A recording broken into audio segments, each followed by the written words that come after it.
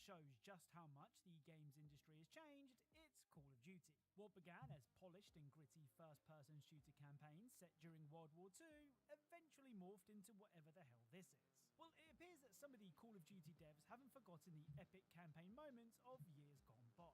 On the Rust multiplayer map in Modern Warfare 3, you can find this.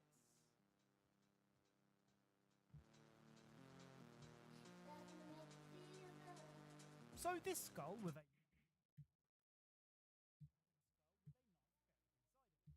this skull actually references this scene from Modern Warfare 2's campaign.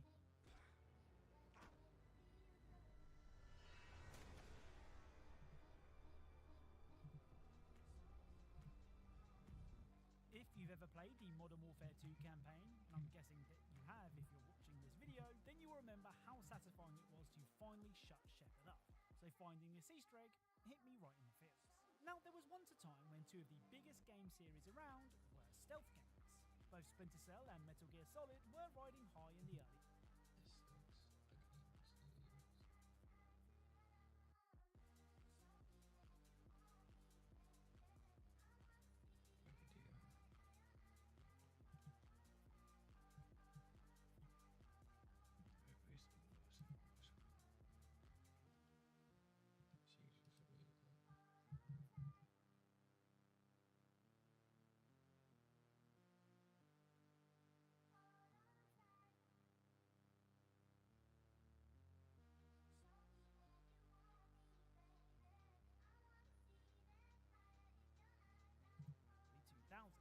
And the main character.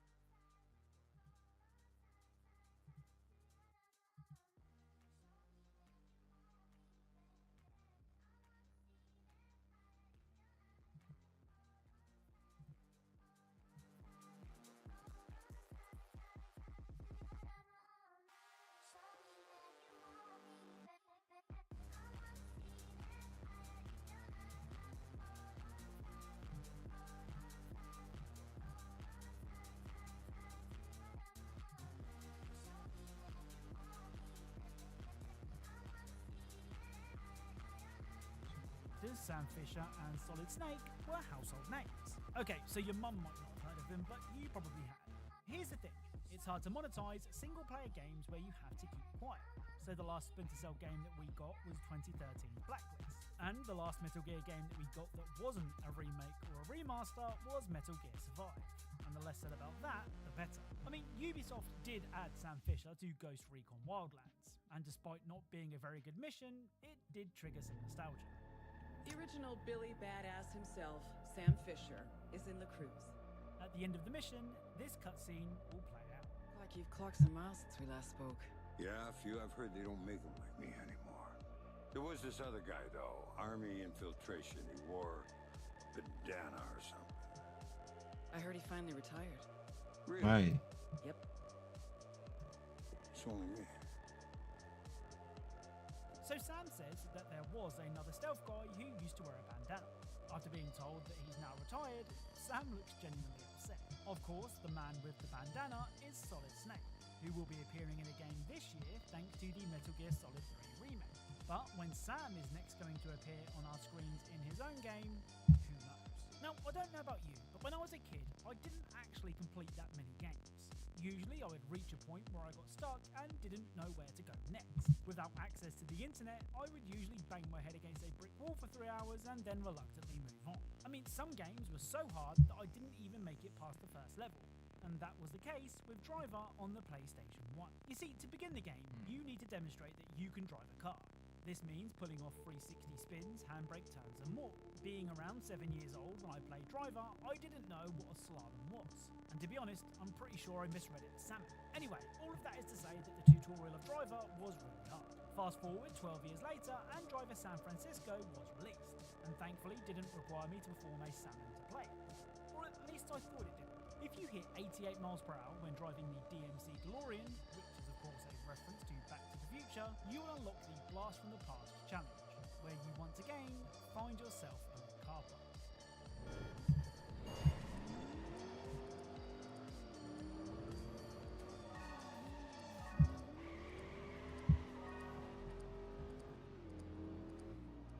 I mean, this is a really cool reference to that infamously hard Driver 1 tutorial. Oh, and just to exercise the demons of yesteryear, I did finally complete the tutorial in Driver 1, which made my inner child very happy. Now, we all have a favourite console.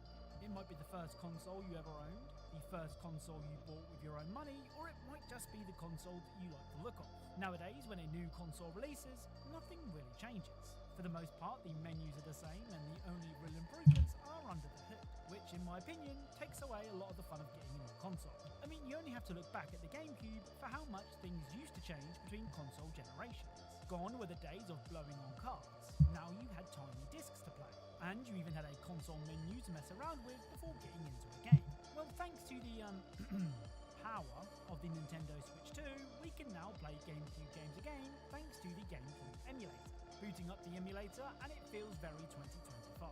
As in, it's very boring. Well, if you yearn for the good old days, you can hold the left thumbstick in any direction as the emulator boots, and this will happen. Okay. So it's the classic GameCube boot screen, only this time on the Switch 2. You can also trigger one of these secret boot up sounds by again holding the left thumbstick and then tapping the right bumper as the emulator loads.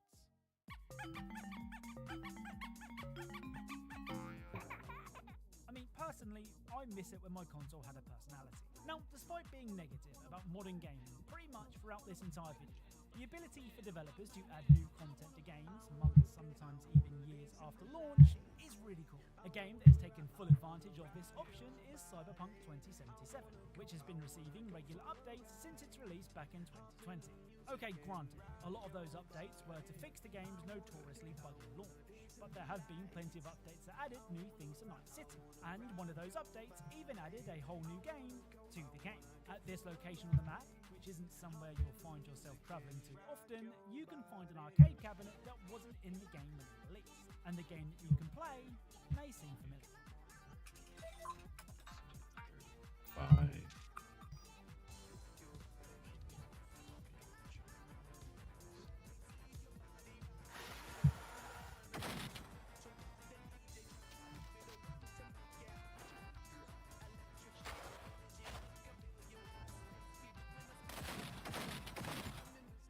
Arasaka Tower 3D is a game based on Johnny Silverhand's ill-fated raid on Arasaka Tower. It's also a Doom clone inside of Cyberpunk 2077, which is really cool. Of course, there are other arcade games to play in Cyberpunk, but this Doom clone is probably my favourite. Now, not all Easter eggs trigger nostalgia in a good way. Sometimes they remind you of something that you would rather forget. Take the 2024 Silent Hill 2 remake, for example, which is not to be confused with the 2012 Silent Hill HD Collection. You see, the HD Collection was a bit of a letdown. Technically, it was a mess with missing fog, texture popping, broken animations, and more. But perhaps the most egregious difference between the HD Collection and the original Silent Hill 2 was a simple sign. In the HD Collection, the sign for the Silent Hill Ranch was written in Comic Sans.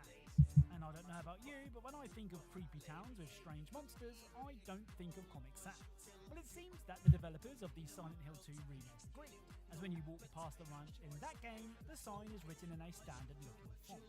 But that does raise the question, what happened to the Comic Sans sign? Well, using a FreeCam mod, you can take a look inside the nearby barn to find the sign hanging its head in shame, just like it should. Now, there are certain video game missions that stick with players for years to come, and I'm guessing that I only need to mention Call of Duty 4 to make you think of one mission in particular. The All Gillied Up mission is loved by fans of the series, but I'm not sure why. To me, it's nothing but a glorified tailing mission, where if you try to do anything that the game doesn't want you to, you die. I mean, I get that it's tense, but try playing it again today and tell me what you think. Still, I know a lot of people love the mission, and the iconic sniper shot that happens shortly after. Well, in Stalker 2, if you head to this location in Pripyat, you can fire this.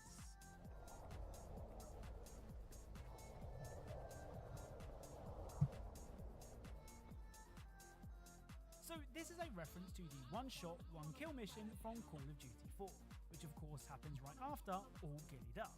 In fact, this is the exact spot that shot was taken from in the game, which is pretty cool. Unfortunately, the sniper isn't the super powerful limb-destroying Barrett 50 cal. I suppose you'll take what you can get in a nuclear wasteland. Now, back in 2020, Ubisoft announced a remake of Prince of Persia: The Sands of Time, and 5 years later, we still don't have it. I mean, to be fair, they have had their hands full with the quadruple A release of Skull and Bones, so we should cut them some slack.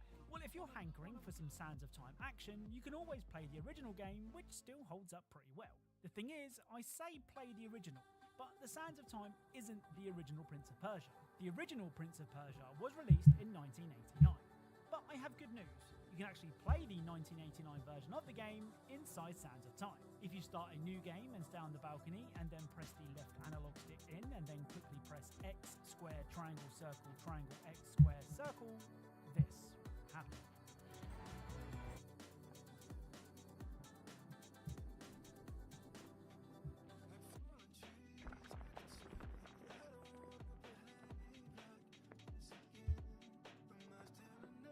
So you're able to play the very first level of the very first Prince of Persia game in the Sands of Time. That should tide you over until the apparent remake is pooped out by Ubisoft. Right, let's end this video with the Easter egg that inspired this video. Very few games have locations that you can recognise almost immediately, especially if it's just a street. Well, in American Truck Simulator, you can drive down a very familiar looking road.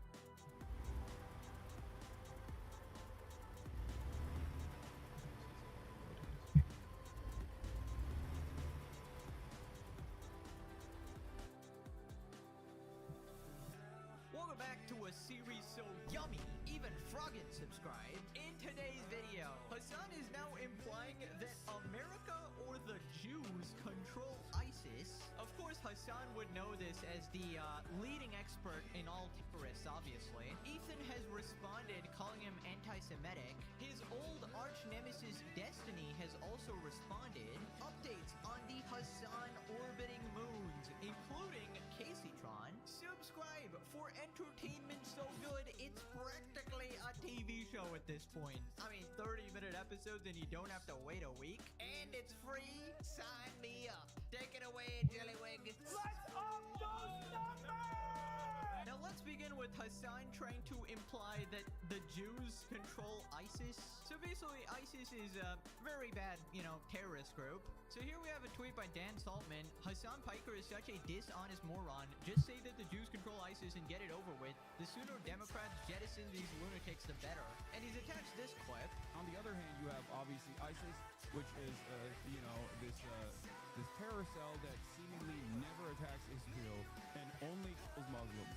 Weirdly enough, okay? Don't know what that's about. I'm not going to point any fingers here. Has the American force actually defended ISIS at times? Yes. Has Israel defended ISIS at times in Syria? Yes, they have. Dude, this guy is completely insane. First off, I'm pretty sure he got that completely wrong. He's sort of like listing off conspiracy theory talking points. Second off, is he just doing it again? This is like when he saw the recent shooting on Israeli diplomats and was like, I'm not saying it's a false flag, but it would have been the perfect false flag. Guys, I'm not saying the US government in Israel controls ISIS, but guys, it's just awfully suspicious. Dude, he's actually going insane. Like, every day, we have a more and more extreme, ludicrous take. I mean, at least he's not glazing ISIS. I guess that's like an improvement. Not supporting the extremist terrorist murderers. That's a start for Hassan. Here's what people are saying. So, he'd unironically be pro-ISIS if they killed more Jews? ISIS has attacked Israel, but not often because of the IDF. Somebody's posted this screenshot. ISIS claims first attack in Israel. ISIS in Egypt claims rocket attack on Israel. Basically showing there are examples of where ISIS has attacked Jews. Somebody responded with Hassan and Dave Clancy, and this is like the viral CEO that got caught cheating. Biggest pseudo-intellectual on the internet today. He's a literal bullshit fountain. Right, so Ethan responded, the USA and Israel have never defended ISIS. Hassan is describing a popular anti-Semitic conspiracy theory popular in Dan Bilzerian type of circles. He suggests that Israel is actually behind ISIS. Why? Because ISIS ISIS has never attacked Israel. Except Hassan is lying as usual. ISIS has planned multiple attacks against Israel and Israelis.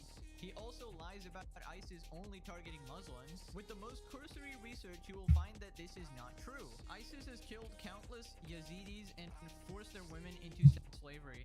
Hassan is quite literally hand-waving an entire genocide against the Yazidi people in service of his conspiracy theory. ISIS also targets Christians and Kurds, which are seemingly unimportant to him. Hassan is a terrorist mouthpiece for Hamas, Iran, and Hezbollah, happily spreading their propaganda and lies amongst his Western audience. I mean, you can't make this shit up. He's literally peddling complete conspiracy theories like a actual nut job. I mean, Hassan wonders why people just don't trust his coverage anymore, and then he goes and says shit like this. I mean, you literally twist any story completely to fit your narrative. Of course, people are not gonna trust you at all when this is the type of shit you're peddling. And I just love how he always has to defend his so-called side, right? Obviously, we all know this. He is Schrodinger's Turk, you know, white when convenient, Muslim when convenient, Turkish when convenient. Any terrorist attack, it must be, you know, the Israelis, the Americans, the white people.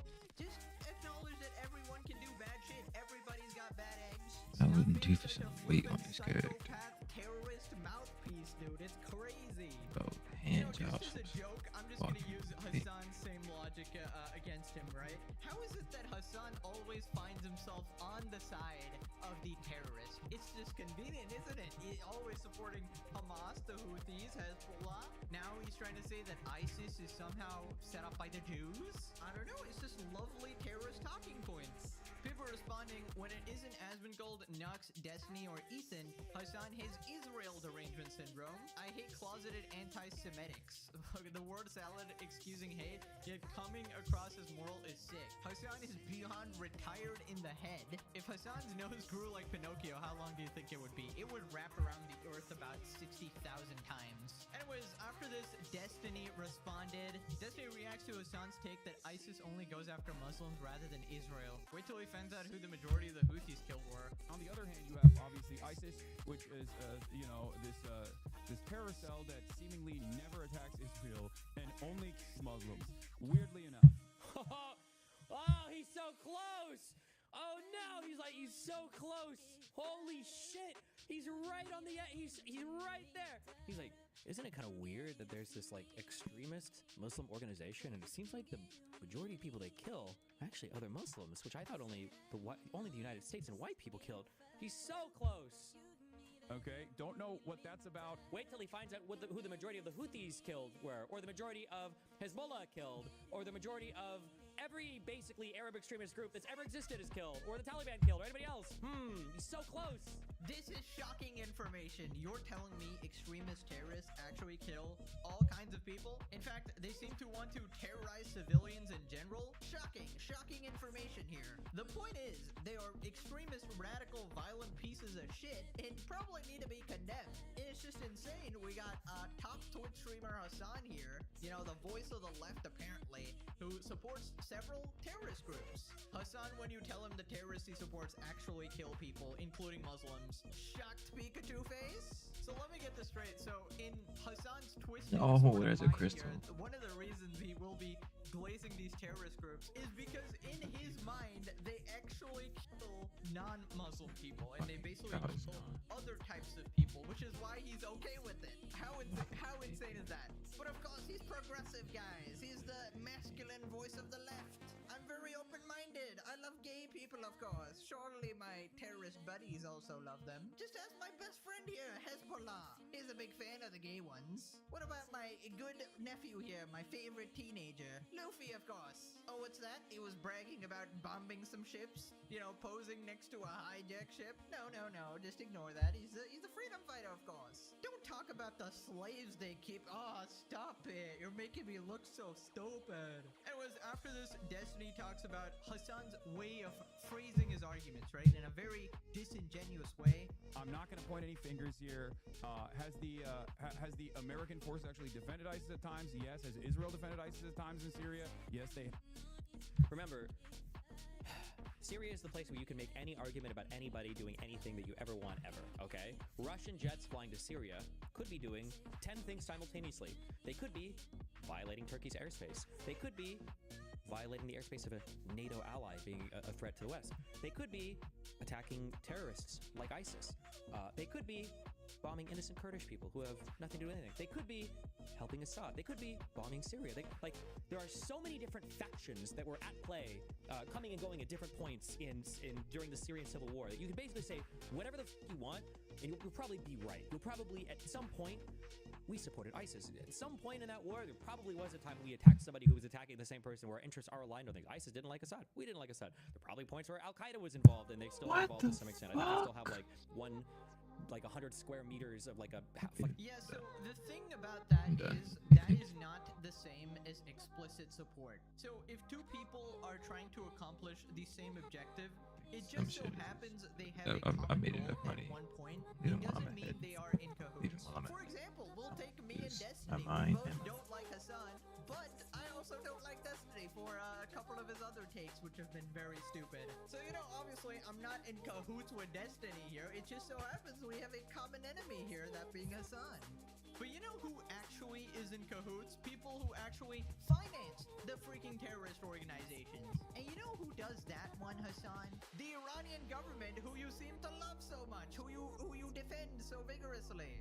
The Hamas leader, the terrorist leader, literally thanked them for their financial support. That is considered explicit support. That's not like a common goal or they have the same objective. It's just like, hey, you're helping me straight up. But don't worry, guys. According to Hassan, the Iranian government is actually very progressive. They definitely do not oppress anyone, especially not women. Don't you know? I've seen TikTok dances there. Also, they're very pro-LGBT. By the way, Iran is actually weirdly very pro-trans. Forcing gay people to transition. Pro-trans, of course. I love it when two regards go after each other's throats. Took all of 8 seconds to have Grok tell me that yes, ISIS has targeted or murdered Jews for being Jews. Mr. Piker is undeniably a very simple, disingenuous man. Hassan is stupid. Thank you. That sums it up. Anyways, moving on to Hassan's subreddit. Apparently, they're really mad at him using the word schizophrenic. I can't subscribe to Hassan until he stops using schizophrenic as an insult. I live with BPD. And then they have like this huge paragraph here. When you use schizophrenic as an insult, you are not tearing down conspiracy-minded white Trump supporters. You're associating with some of the most hateful people in the country. I hope this makes sense. People responded, oh, please let them all start turning on each other. We already started seeing this happening with the Orbiters. If it happens within Hassan's community as well, amazing. This guy's gonna get banned and doxxed for making a suggestion about Hassan's insults. We got MAGA Gay saying, when you pander to woke snowflake, it's an inevitability they'll find something stupid to turn on you over. Never-ending purity test Lamau. You know what I want to do? I want to check Hassan's fridge. I want to see if he's still drinking that Diet Coke that he promised to stop drinking for that one lunatic fan. Let's start a petition to check Hassan Piker's fridge. I think that's really important, guys. Moving on to the Hassan Orbiters. We got a big weekend for the Orbit, and we got Shonda Black, Denims, and I think this is Mike from PA here, and apparently they have actually gotten some viewership. Now, I don't know why this has happened, why they all have Hassan in the title. I'm the new Hassan. I guess maybe he took a break or something like that, because that's like the literal definition of the Orbiters here. Whenever Hassan takes a break or there's some level of drip down, they try to siphon one viewer from him each time, and they all like eat the scraps, basically. It's basically like the most pathetic dick sucking you'll ever see. People responded, Denims looks like she's the first to rat out the snark mods in the Orbiter group. By the way, quick context, Denims lawyers and Ethan's lawyers agreed to subpoena the Reddit mods and expedite that and basically get all their personal info so they can be named in the lawsuit. It was all a game of who's likely going to cooperate with Ethan, and Denim surprised me given she was the worst offender here. That wasn't Denim's decision, it was her lawyers, and she pretty much just had to agree to whatever they said. That's kind of what happens when you hire legal counsel. You gotta listen to them and not do your usual stupid moves. And honestly, I'm not surprised that Denims was the first one to do it, considering Casey Tron didn't even have a lawyer, and Frogan apparently, like she claims she did, I highly doubt she actually has a lawyer yet. Fighting for the scraps from his corpse, no wonder he hates all these people. I mean, I wouldn't be surprised. Perfect representation of parasitic simps that rely on one hippie to have an online career. Absolutely shameless. Denim's literally just restreaming the news. Bro's tag is just black. Wait, so if you look at Shonda Black, the tags are black and black brilliance. Amazing, amazing. Definitely not using the race card at all, guys. Now, Dan Saltman also made this tweet. He thinks that Ethan should settle with Frogan. He tweeted, "F it, offer to settle with Frogan. I'm honestly impressed that she has handled this so much better than everyone else. No comments, no shit talking, remove the VOD right away. How does she naturally handle this 100 times better than Casey or Denims, who are streaming veterans?" Well, there's a simple answer to that. She's too busy eating, of course. What the heck? Obviously, she don't got time for this petty bullshit. She needs to meet her calorie goal, obviously. People responded, some people are too nice. No, 10 years ago, maybe. Never settle with these type. Just because she's listening to her legal counsel doesn't mean she deserves leniency. Make an example out of all of them. Okay, to be honest, I kind of agree with this because I feel like these people deserve no mercy. I mean, Frogan is particularly cruel. She was saying U.S. veterans should get PTSD and die. Nope, destroy them all. Frogman is the ultimate veteran, 2 times rising star. Only difference is Frogan hired a lawyer and listened to the lawyer that's not handling it better. And I feel like if you don't teach them a lesson, they're just gonna keep doing the shit and feel like they're invincible, right? Now, apparently we got some updates from Gato. I've just been notified that this is the tweet Ethan Klein is suing me over. I look forward to it being shown in court. Breaking, Ethan Klein has been arrested following the publication of a video in which he appears to be in the throes of a drug-fueled psychotic break. So, again, I don't know why, if this is the actual reason this person can be making shit up. In fact, that is their entire career on Twitter, basically just making shit up. So, and also, if you don't unless I hear have this a lot from of Ethan, gear, I'm not going to believe it. I have no it's idea one what of those Ethan is suing things him for, but I know he is you SOL are with what I'm basically bringing. trading off Legal a little Mindset bit of responded, likely evasion and damage defamation reduction and or for more IEED. damage. My initial So if thought one of going those through don't Gato's get tweets would just be or, various instances of you defamation have to per have se a and little some bit of actual gear. malice as So, well. you know when He also people has to talk be the about like least the 401 sympathetic defendant bracket of all VP, time, considering that's what he said because about that US is, and veterans. important Every to have juror when you're will trading hate all that Gato. stuff. Oh, So you think they're obviously not more going to is have better, sympathy for but them caring we'll talk for about their other stuff and father alternatives on as like well. dialysis or something while Alright, tweeting so 700 times for a day? anyone Apparently over that's the somehow taking AP care of your cap father, by of the way. Now, Monster apparently Dan Spots, has how been do you going know after this? a user called This is Jake from actually something they Chinatown. added If you remember, recently this in one person of the was the one who said they patches. wanted This to button right here, I don't swing think Ethan's console has kids it yet, into but an that oak tree. with whatever Basically grind completely spot you're at, unhinged. let's Dan take Ockman, responds, for I have a example. full Do this archive of button all right your here, you tweets and I basically saved do with the a same third-party thing. So, compliant you can see the archiver to be total admissible stats for and discovery. I'll send them all all to this stuff. Ethan. But hey, as you formally And, said here, you know, the who would grind ever spot you're at, believe you a do freaking species damage Israeli? Or simply maybe that because warrant for any you in court. Of course, this additional archive was collected before you started AP mass doesn't deleting really anything that was just insanely translate defamatory. 1-to-1 But as past the cap. You want to do species, which goes over that number, if that makes sense. So there's really 2 different ones that are important for PvE. You get comma damage and demi-human. Those are the 2 most popular species types that you'll be grinding most likely. And so this is what you use: Free Fallens and Iridescence. So before I do that, yesterday I did a video talking about console prices and PC on the central market. And I talked about one thing that I think is really important, especially for you console players. Iridescent Lightstones. These are 700 mil on console. These are about 2 billion on PC. Why? Because these are used in basically every endgame thing. So if you don't have them, you might want to buy them now because they're actually important for endgame and it is worth your investment. So, with that said, comma damage is basically plus 30, 5 for each Lightstone and then 15 for the effect. So, depending on where you grind, demi-human or, you know, Sylvian type enemies, plus 30. So if you're over the cap, you want to use that one. And they both use Iridescent. The difference is the type of Lightstone you use. Alright, so this is my DR one that I really just go full tanky. You trade off a lot of damage, but I actually noticed that even on a Dark Knight, which is considered one of the squishiest classes in the game,